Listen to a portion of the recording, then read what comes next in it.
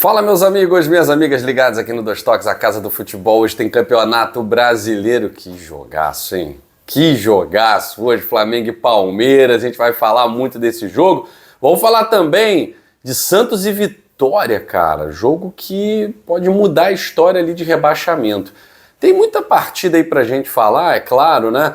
Mas quero falar também um pouquinho de Série B. O Remo, o clube do Remo, chegando, já é vice-líder da Série B. Já pensou o Remo depois de tantos anos, quase 30 anos depois, voltando à Série A. Mas eu quero falar sobre um dos possíveis, né? O nome dele esteve muito tempo vinculado ao Botafogo, ele tem interesse no futebol do Brasil. Estou falando de Evangelos Marinákis, que tem um temperamento que pode, de certa forma, ser um pouquinho danoso, né? Aqui no futebol brasileiro a gente sabe que existe a cultura muito arraigada de demitir técnico. O resultado foi ruim, não interessa se o planejamento foi uma porcaria, se o elenco é horrível. Não, demite o treinador, né? No Brasil sempre foi assim. E olha, o Evangelos Marinákis, ele tá com um recorde aí, dificilmente alguém na Europa, principalmente na Inglaterra, vai bater esse recorde. Depois de demitir Nuno Espírito Santo, ele trouxe o seu conterrâneo, o grego Ange Postecoglou, e já foi demitido, nem 10 rodadas de campeonato, já foi demitido, demitiu o treinador do Nottingham Forest no início da temporada, pouco tempo depois de contratá-lo. Então, uma parada assim inédita no futebol inglês. E isso diz muito mais sobre a postura do acionista, do dono do Nottingham Forest, né? Eu acho que é muito ruim para os jogadores que estavam começando a se adaptar ao estilo de jogo do Postecoglou. Já saíram do Nuno Espírito Santo, que é um excelente treinador, mas acabou batendo de frente com o Marinákis.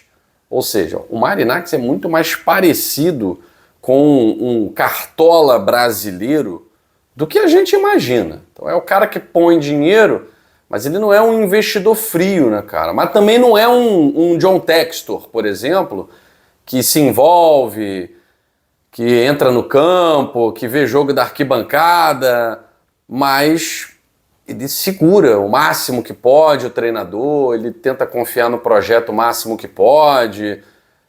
O próprio David Ancelotti, para muitos, já deveria ter sido demitido.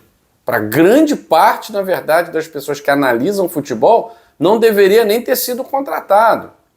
E já deveria ter sido demitido após as quedas na Copa do Brasil e na Libertadores. E o Textor dá uma segurada, né? Ele dá uma segurada até Luiz Castro, quando veio, depois do Campeonato Carioca de 2023, quase todo mundo queria a cabeça do Luiz Castro. Não tinha como, né, manter o Luiz Castro. E ele manteve. Então é um investidor bem diferente do Marinákis, que mostra cada vez mais ser uma versão grega do que já foi aí Eurico Miranda, um Petralha, né? Esses dirigentes brasileiros, cartolas brasileiros que por muitas décadas dominaram o futebol, mandavam e desmandavam dentro dos clubes porque botavam dinheiro também, né? Então eu fico analisando John, Igor Jesus, Cuiabano vai para lá daqui a pouco, o Jair, né, que saíram do Botafogo numa situação mais estável para realizar o sonho no futebol inglês. Quanto a isso, não tem nem comparação, né? O cara, ele é forjado no futebol brasileiro para querer ir para a Europa. Tem como. Mas eu ficaria muito um temor, receoso, numa situação em que, por resultados ruins em menos de 6 jogos, 7 jogos, eu fosse demitido e visse meu treinador ser demitido. Então é uma situação dentro do clube muito instável. E isso, é claro, é a cara do rebaixamento, né? O clube que troca de treinador em menos de 2 meses, tem o Nuno Espírito Santo e agora o Ange Postecoglou demitido, não é um indicativo de uma temporada com um projeto sério, não. Então, que roubada, hein? Que roubada aí que os jogadores que estavam vivendo um bom momento no futebol brasileiro foram se meter em uma aí, sei não, hein? Vamos ver quem é que vai aceitar, porque ainda restringe o número de treinadores que aceita trabalhar numa situação dessa. Porque quem é que vai querer trabalhar numa situação em que o dono do clube quer dizer quem vai ser escalado, qual é a tática, o dono do clube faz uma análise que o time não tá bem. Não deu nem tempo de o cara trabalhar, né? Enfim, Nottingham Forest, não sei se tá num caminho legal não. E olha que você tinha tudo para ser uma temporada legal, 25-26, com participação na Liga Europa, depois de tantos anos, fez uma Premier League boa, enfim. Falar de Campeonato Brasileiro agora, né? Se o pessoal lá do Botafogo quis ir pro Nottingham Forest, agora arquem com as consequências. Vamos falar de Campeonato Brasileiro? Lembrando, Série B, hein? Olha, hoje tem jogão. Hoje tem 2 clássicos na Série B. Avaí e Criciúma na ressacada. Pode definir se o Avaí vai brigar ou não, porque a chance do Avaí é mínima de subir. Mas uma vitória sobre o Criciúma, ele para o rival, o Criciúma tá lá em 5º lugar, ele dá uma parada no Criciúma e ele começa a sonhar. Vai ter que vencer todos os jogos, né? Aquelas contas assim que tem que ter 100% de aproveitamento para sonhar. É hoje, Avaí e Criciúma. E nem que seja para não subir, mas também não deixa o rival subir, né? Agora, Coxa e Furacão é o grande jogo da Série B hoje, né? Curitiba e Atlético Paranaense às 6h30. O Curitiba pode simplesmente evitar o acesso do seu maior rival e garantir o seu acesso. Curitiba é o líder. Uma vitória hoje sobre o Atlético Paranaense, vão faltar 5 rodadas. Fatalmente, o Curitiba garante o seu acesso aí com algumas rodadas de antecedência. E o Remo ontem, com um show do Diego Hernandes, ex-Botafogo, show do Diego Hernandes, 2 gols do Pedro Rocha, ex-Flamengo, Cruzeiro, ganhou do Atlético e já está na vice-liderança, hein?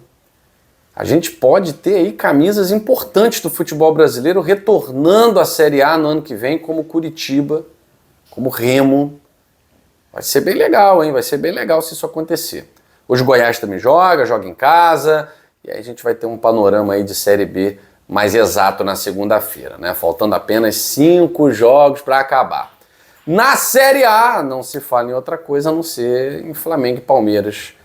Teve doping, exame de doping, parando o treinamento lá no Flamengo na sexta-feira, aí a imprensa reclamou, aquela choradeira toda, e aí tiveram que fazer no Palmeiras no sábado. Olha, cara, tudo tá sendo motivo pra choradeira nesse Campeonato Brasileiro, já tá ficando chato, né?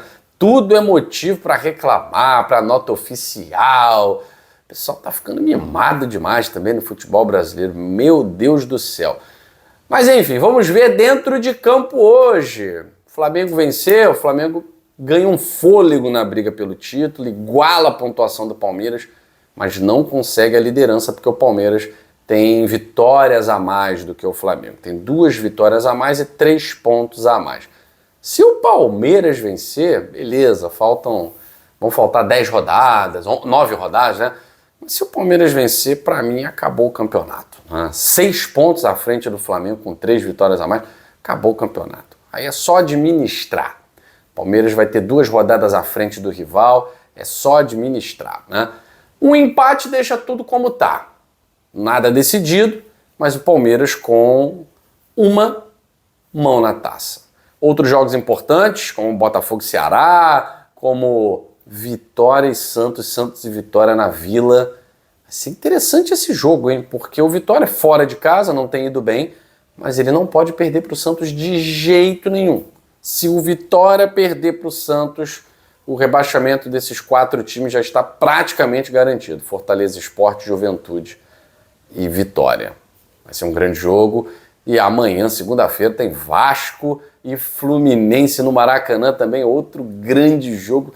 Esse aí já mais pra cima, né? Definindo briga por G6. Fico por aqui, beijo grande, até a próxima edição do Dois Toques, a casa do futebol.